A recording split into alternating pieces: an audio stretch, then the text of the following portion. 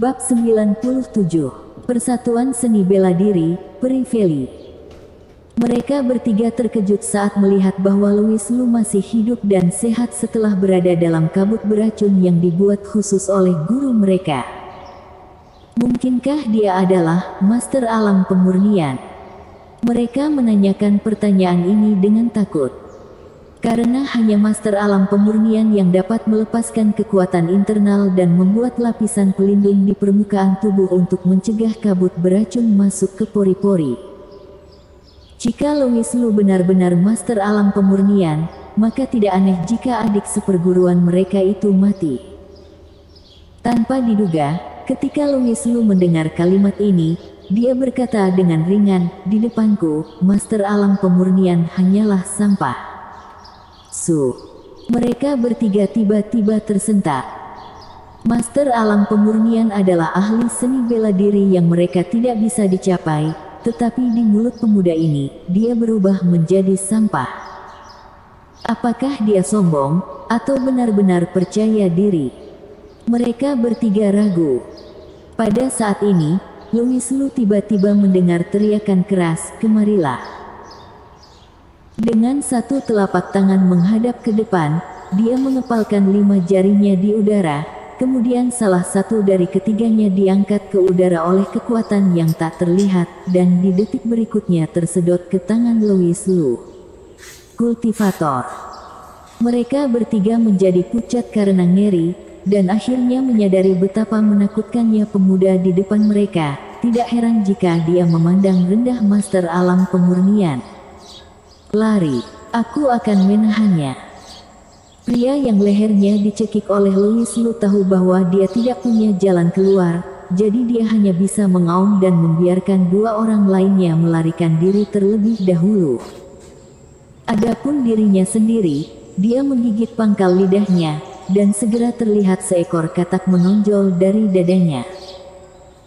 Karena Louis Lu mengangkatnya ke udara, dada pria itu menghadap wajah Louis Lu, jadi setelah katak keluar, seteguk racun disemprotkan ke wajahnya. Klik. Louis Lu mematahkan leher pria itu dan langsung mundur, tetapi dia masih tersemprotkan racun katak, dan ada rasa sakit yang membakar di wajahnya. Namun, Louis Lu bahkan tidak takut dengan kabut beracun yang dibuat khusus oleh guru mereka, Master Racun, jadi bagaimana mungkin dia takut dengan racun katak kecil ini? Segera, dia mengucapkan mantra, dan katak itu segera ditangkap. Dari awal sampai akhir hanya berlalu beberapa saat saja. Jadi ketika dia melihat 2 orang yang kabur itu, mereka hanya berjarak kurang dari 20 meter. Louis Lu mengetuk ujung jarinya, dan semburan energi sejati keluar, langsung menembus tubuh salah satu dari mereka. Sama seperti orang tadi, zat beracun kecil keluar dari tubuh orang itu, yang merupakan kalajengking beracun, dan kalajengking itu dengan mudah ditangkap oleh Louis Lu. Hanya ada 1 orang yang tersisa. Louis Lu melumpuhkan tangan dan kakinya, dan memaksanya untuk memberitahunya keberadaan tuannya, untuk menyelesaikan bahaya yang tersembunyi ini sepenuhnya. Pada awalnya, pria itu keras kepala dan menolak untuk memberitahu di mana tuannya berada. Pada akhirnya, kurang dari setengah menit kemudian, dia berlutut di tanah dan memohon belas kasihan, memohon kepada Louis Lu untuk segera membunuhnya saja. Terlihat bahwa tubuhnya penuh dengan jarum tajam, jelas dilakukan oleh Louis Lu. Setelah mendapatkan jawaban yang dia inginkan, Louis Lu memukul kepala pria itu dengan 1 telapak tangan dan membunuhnya. Sejauh ini, termasuk Andre Chen, 4 murid dari Master Racun mereka semuanya mati, dan 4 racun kecil yang dia kembangkan dengan hati-hati secara alami dibunuh oleh Louis Lu, dibersihkan, dikeringkan di bawah sinar matahari, dan ditumbuk menjadi bubuk. Memberikan mereka layanan yang lengkap. Di tepi sungai Jianghuai, di gua yang dingin dan lembab, pria tua itu memuntahkan darah, membuka mulutnya dan meraung, "Dasar! Aku harus mematahkan tulangmu satu persatu dengan tanganku sendiri, lalu mencabut bola matamu, merebusnya menjadi sepanci sup dan meminumnya. Dia sangat marah sehingga dia seperti menangis darah. Dan ular sanca raksasa yang melilit tubuhnya sepertinya merasakan amarah pria tua itu. Dia dengan cepat mendesis dan kemudian menyatu dengan pria tua itu dengan kecepatan luar biasa.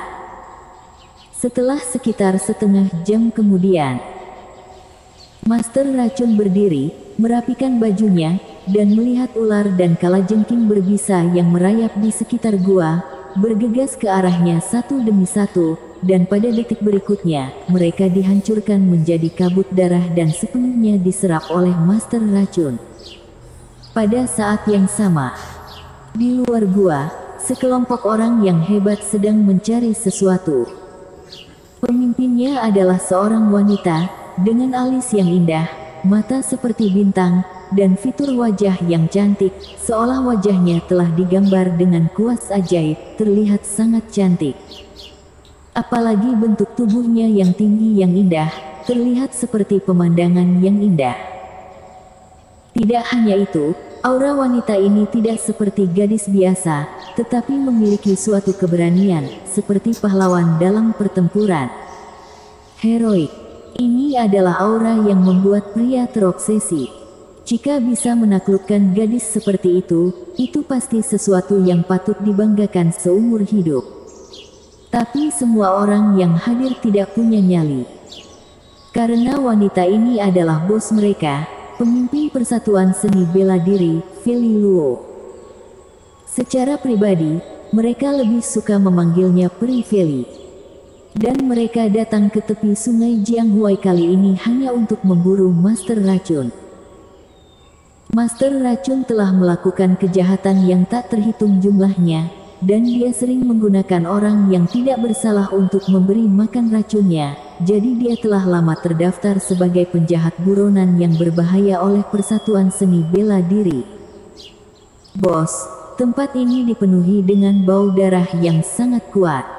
Jika tebakanku benar, Master Racun seharusnya ada di dekat sini. Lapor seseorang.